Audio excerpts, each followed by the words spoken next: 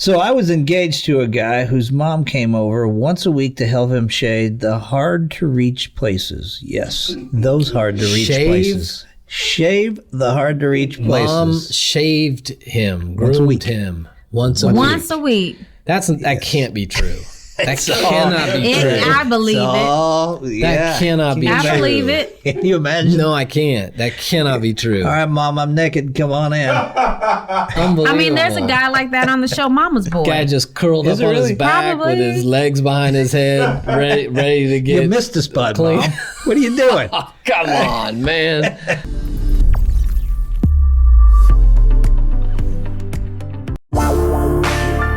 This is the Relation Shop. Come on. And we in here. Y'all know who we are, Toya, Eric, and Jason. And we're about to get going. So, giggity. I'm interested to see where you go with this show. Giggity? Did you say giggity? Anyway. Add that to the list. That's right under nibbits. Is what that is. What was the word? Giggity. It doesn't matter. Yeah. We are talking about giggity. Why is leave and cleave so important? We're talking about failure to launch right here. Failure to launch. There you go. Come on. There you go. Time to grow up. That could be a little ED problem. That could be failure to launch. Can go anywhere. I wasn't going there. I was in the context. You got to clear stuff up. But if there's stuff you need to talk about, we can do it here. I'm just trying to clarify for the audience what we're talking about today. Whoa. Okay. That's not where I was going. That's not it. We were talking about leave and cleave. Leave and cleave. Which is a biblical concept. Gotcha. I wrote down the wrong show. For marriage, I'm back. Yeah. I'm back now. Leaving. Okay. Back with us. He's back. So. Oh, man. No, I think that's one of those things that especially in the church world, people are familiar with it. Everybody's heard it. Yeah. It's, in Genesis and that kind of stuff. But what it looks like lived out and why it's important and what it doesn't look like. Yes. There's probably a million horror stories. Probably a million. Exactly. Speaking of horror stories, we're going to start the show out with some stories. Oh, I like horror stories. So I figured we would do this a little different. So I got some stories here. Okay. Got a few, but we're just going to start out with a couple of them and see what you guys think. To kind of kick this show off. These are what I call the worst mama boy stories. These are pretty rough mama boys. So we're gonna get some. We get some angry mama boys maybe commenting. Yeah, this time, because the argument be, I just respect. I'm honoring my mom. After all she's done for me, I mean, I kind of owe her. Okay, come on, we'll see how honoring this is. All right, so here's the first one. So I married this guy. In the first year of marriage, his mom insisted coming once a week during a 3-hour drive. It basically took her to do his laundry, cook for his meals for the week. He was 26 years old, wasn't ashamed of it, and for the record, she didn't do her laundry. Just the sons. Yes. So she drove 3 hours. 3 hours. Not only was he not ashamed of the fact, bro, you're married.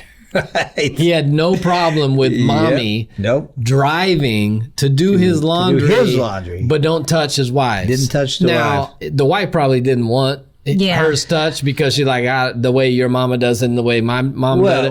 But the fact that the mom felt that comfortable rolling in to her little boy's grown-up house doing his laundry. Well, the wife wrote this, and it was basically like, for the record, she didn't do mine. I'm embarrassed for him. What was his name? Just so we can put it. That's a good one. All right, let's see what this second one here. All right. My now ex made a real ugly face as a joke. I was laughing and said, that was such an ugly face, and he got mad, stormed out, and went home to his mom. A few days later, I was at his mom's house, and she said, while she was looking all longingly at her child, said, he's not used to being called ugly. So she was, she was defending the ugly face. He's such a cute boy. Don't tell him a face he made. Did we have a show on being sensitive and all that stuff? Yeah, we did. We did have a show on that. Sensitive people. So just like the mom. So the mom was rallying to her sons. Yes. Now we've got more stories, and then we'll chime in as we go. They get worse. So I think, they get worse. That's good. So really, not even so much the mom saying that, because I don't have a huge problem with a mom being like, "Hey, don't talk." But the fact that he got mad and left and ran home when he made the face. Come on, dude. Joke. I don't care what it is. Anyway, leave if you want. Right. But don't run home. No, yeah, right. Yeah. No. Yes. Wow. No argument here. Has Ahmad done those kind of things? No, it reminds me of the movie Friday.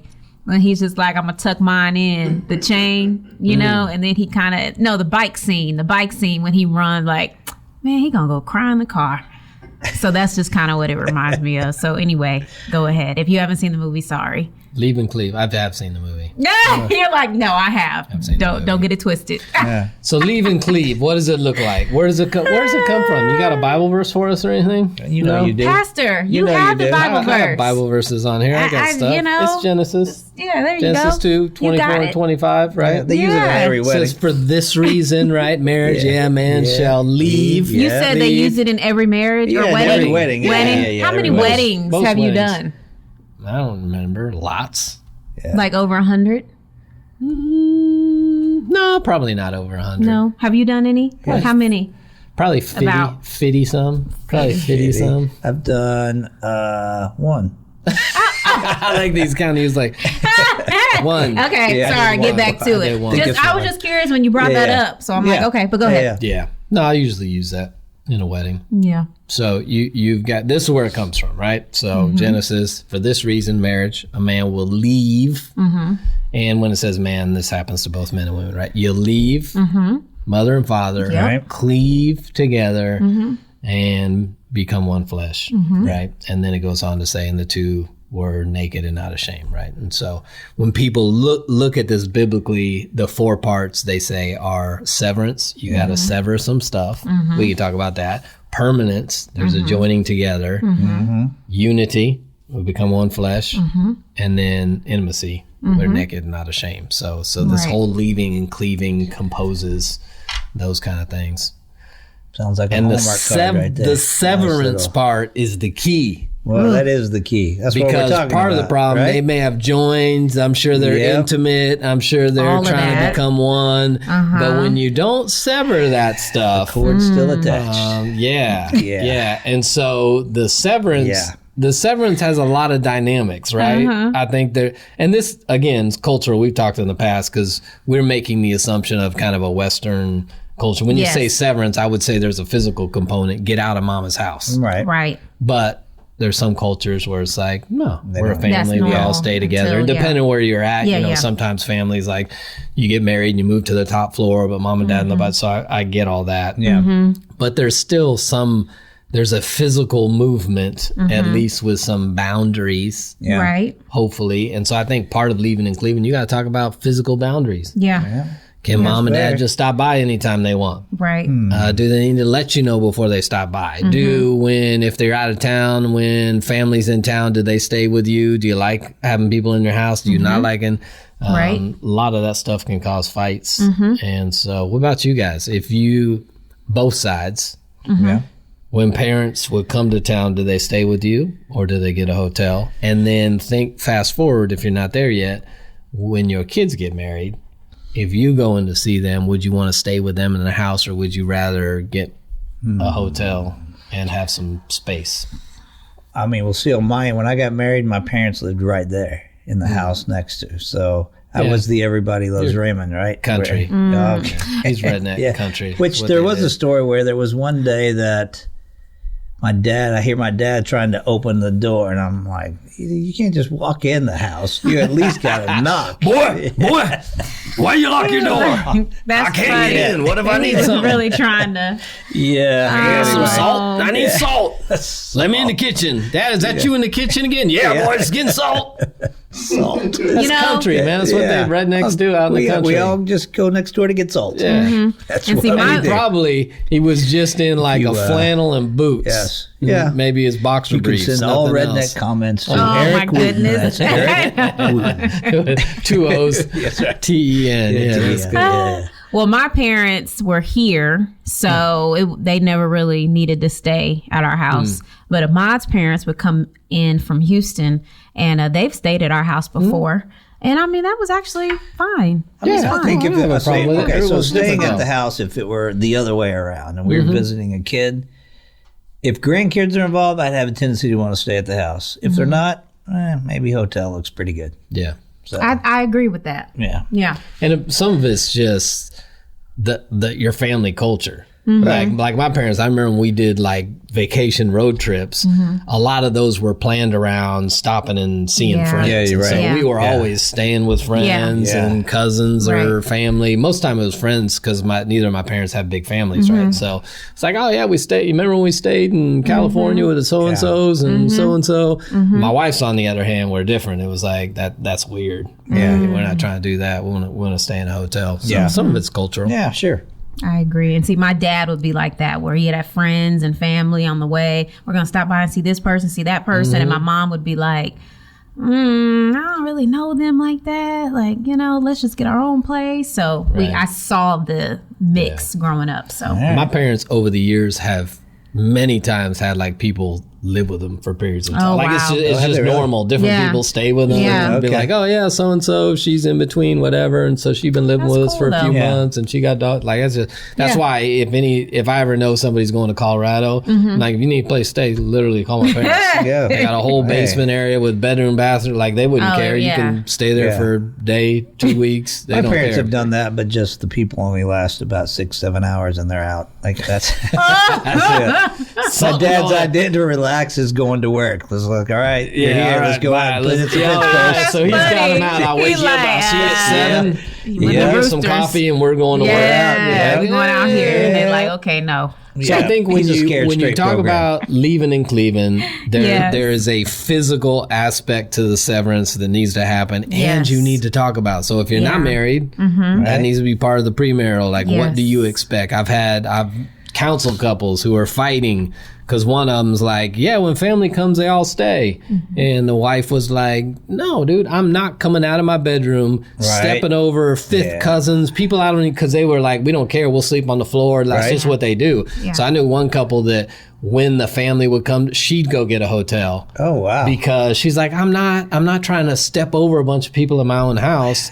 Wow. But it was easier instead of asking the whole family, which was foreign to them. Then they're offended. Hey, you guys all need to go. So the husband stayed. The husband would stay, she would just go get a hotel room because she needed her space. As a parental, I'd be like, that's a slap in the face to me. It's like, you don't want to hang around with us? Well, no, but they had talked about it. It's like, this is weird for me. I come from a small family. Having people all over the house is a lot for me because I'm more introverted. And so the solution they came up with, because otherwise they can keep fighting about it, and she can put her foot down and be like, your whole family's not coming here. It was easier for them. What they managed was, no, we're cool with it. She needs space, so she'll go stay. The whole family can be here. And, but you need good expectations and conversations around, can dad come over? Does dad need to, even if he's next door, text or something first, or knock versus because if you have parents that close, they're going to have a key to your house because when you're gone, you need them to come in, right? I mean, just regular stuff. You don't want to walk in and catch your dad in the bubble bath, right? In your house. Not that that's happened you before. Not that that's hypothetically. Still trying to get over that one. You saw his boots and hat by the door, and you're like, he's in our bubble bath again. So some physical severance, but I think there's also some relational, emotional severance. Yeah. That's where I was going to come in. Okay. Talk to me. Especially I feel like for women, because, we talk to our moms all the time. And let's say you're having issues, you just had an argument, or maybe not even an argument. Maybe it's just like, hey, this is what I said, this is what he said. Like, what do you kind of think about it? And it's maybe not anything negative, but just trying to get advice. And your thing is to just, hey, go to your mom, right? So of course, some people go to girlfriends, but most of the time we can go to our moms too.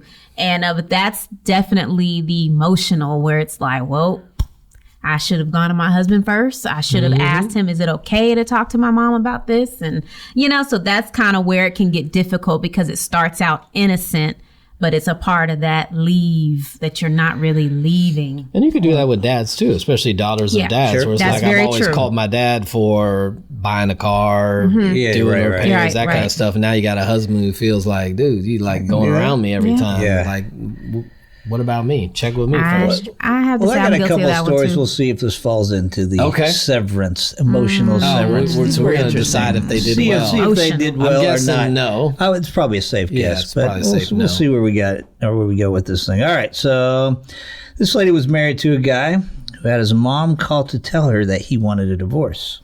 She called me to say that her son had trouble with confrontation, and because of that she needed to let her know that it just wasn't working out, and he wanted a divorce. So Mom had to call. How would that go? Oh, hey, sweetie, your mom called today to let me know that you're a wuss and that you want a divorce. Send the papers over, bro. Well, her last comment was, I've never experienced anything cringier. Yeah, which is probably true. That's a rough one. That's a bad one. How could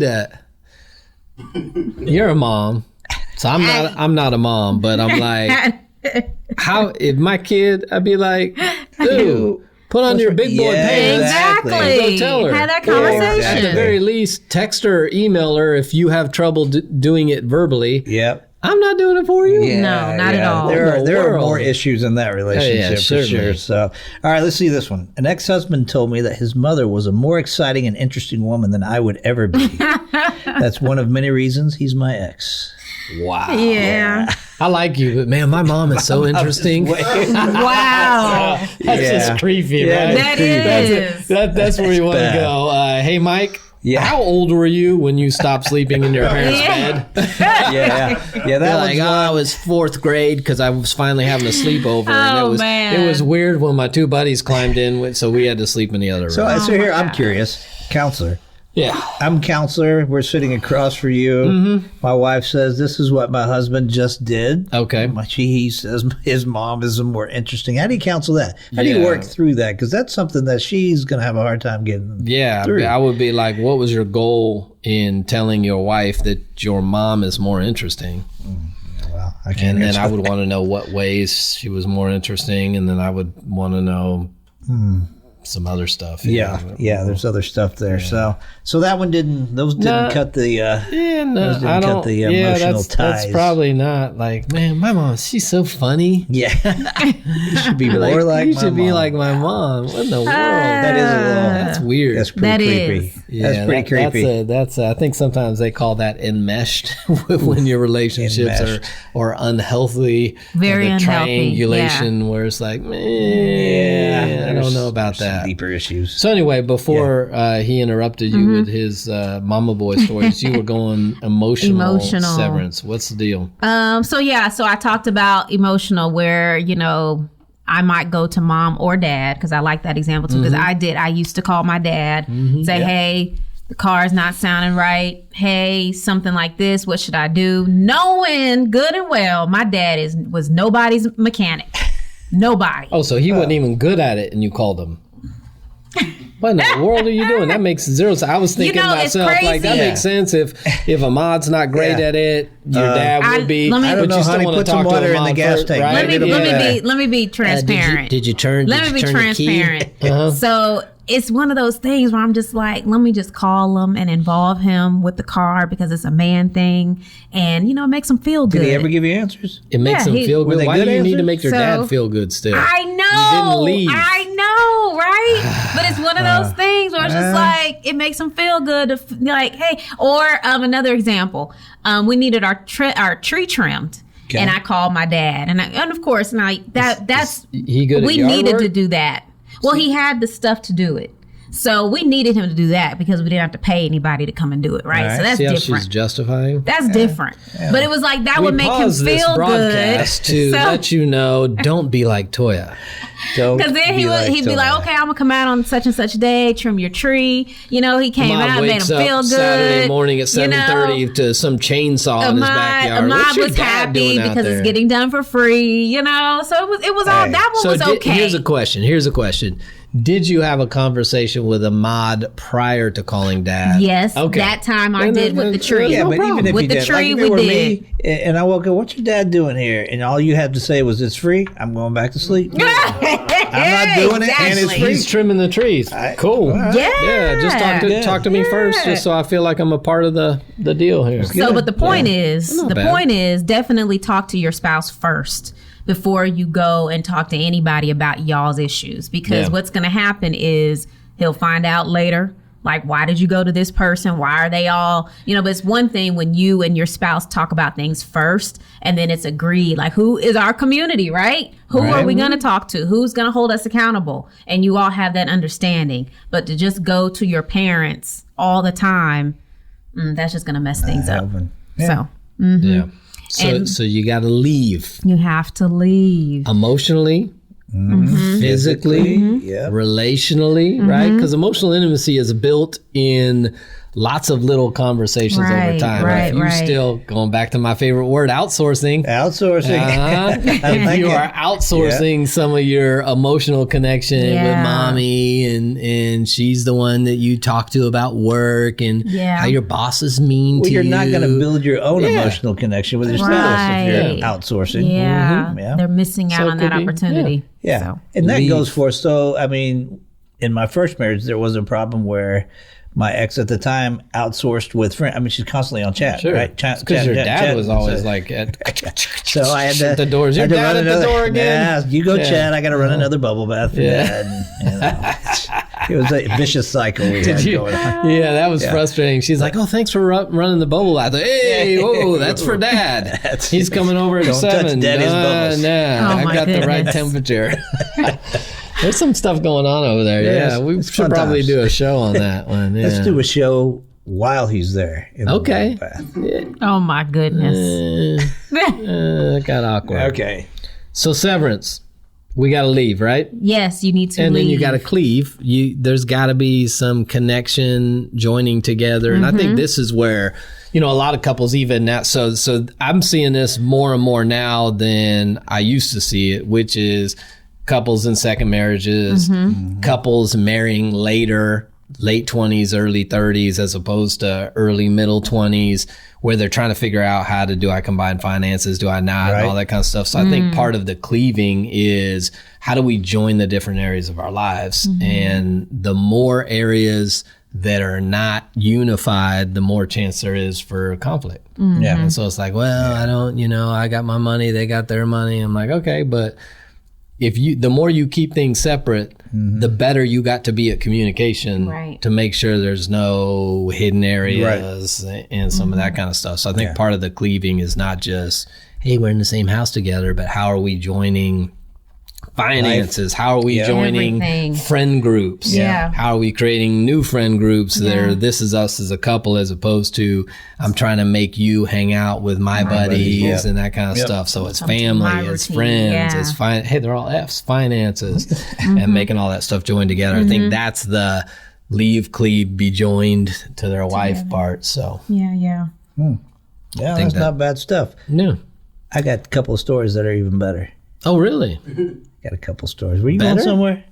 I was going to say something. Jump in there. It probably wasn't that good. I'd rather hear your story than Toya. Jump in there.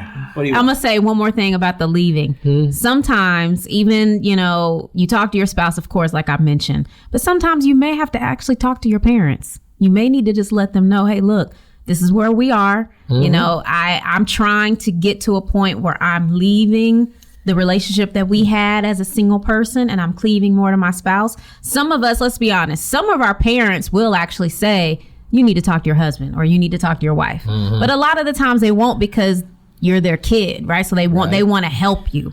But some parents will say, no, that's between y'all. But also it's up to you to say, hey, look, I love you, but things need to change. Sometimes because you got to have the tough conversation. We do, yes. And I've talked about this before, where my mom would call me a lot. And it's only because I guess she didn't. Don't defend her. Just say your mom called you a lot and you needed to just set a boundary. Well, I was going to say, but she didn't, I feel like with every generation we do better, right? And so my mom came from a divorced family. So she didn't really see a marriage, right? And me and her have had that conversation later in life. But now, so I'm looking at it like now I want to be able to set that example for Prince, right? A better example than what was set for my mom. So I just feel like for every generation, we learn how to do better. That's all. Good. That's probably true. Yeah. Yeah. Not bad. Yeah. It's called boundaries. Yeah. And it's funny you brought that up, because I've got a couple stories that this tough conversation probably should have taken place. All right.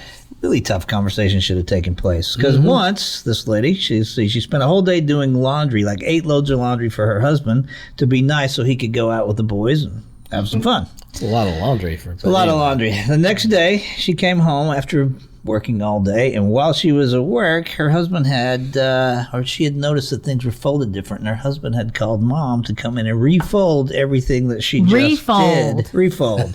So she couldn't even fold the laundry right for a man that couldn't even do his own laundry. Dude, so some of these I'm like, how could you be that dude and be okay with yourself? That you were like, Mom, Christy didn't fold the laundry right, and so I was wondering, could you come over here and fold it? Because you know how I like it. I'll tell you how you're that dude. You're that dude because the mom says, okay. I mean, exactly. A mom, I know, but or a dad needs to be. I don't know. Maybe if you're in that, you just get inoculated. But I'm just like, at some point, I'd be like, dude. So if you called your mom and said that, what would your mom have said? My mom's nice, so she would have been like, "Oh, that's cute." No, I mean she's not gonna. She would have said no. She's not gonna do it. But if she had my attitude, she'd be like, "Fool." Exactly right. She would have done it in her English accent, which makes everything sound nice. Yeah, she would have been a Brit because they say nice about everything. How was the food? It was nice. You're right. Not so much. Nice, yeah. All right, I saved the worst for last. Okay. This is definitely the worst. Okay. No question.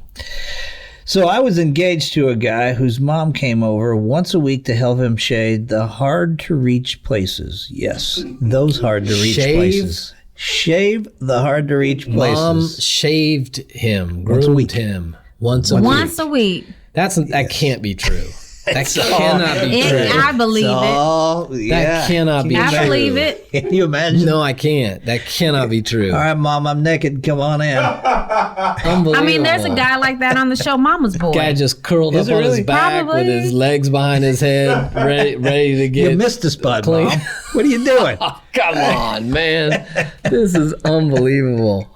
I believe it, though. I do believe it. It's the world how can we you live in. How can a mom be okay? This is unbelievable. Well, there you go. Those are the kind of things that make me want to quit trying to help people. So, like, you can't help that. No, you can't help that. You can't help that. Oh, that would be a great counseling session. Wow. That would be literally, I don't think I've ever done this, but that would be one of the things where if they start talking about this, I'd be like, get out. Yes. We're done. You would say you told me get out. We'll just get out. I'm not talking to a grown man. You're not getting your money back either. I'm not talking to a grown man whose mom comes to groom him once a week. Like there's nothing to talk about. Nope. Anything I would ask of you is that's irrelevant. That is a check please moment. Wow. I'm out of here. Yeah, that takes if you want to know what leave and cleave is not, that is. I'm bothered. I'm bothered that even before he was engaged, that was something that was practiced in their home. I'm bothered that was just okay. No, there's so many bothering things with that story. Yes, I mean I don't know how he got to the point of engaged. I guess that was something new to her. She saw, but I mean.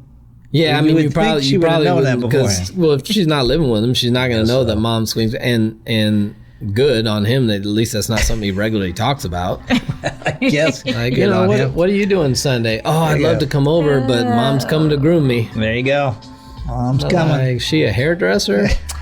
Nope. I think we're going to wrap it up here. Thank you so much for joining us on the Relation Shop. Cleave. We've done some shows on boundaries, so check those out. Is that a boundary? Check out the show on boundaries for sure. Please do. That'd be a different like and subscribe, and also check out the podcast if that is your interest. Thank you. We're out. See ya.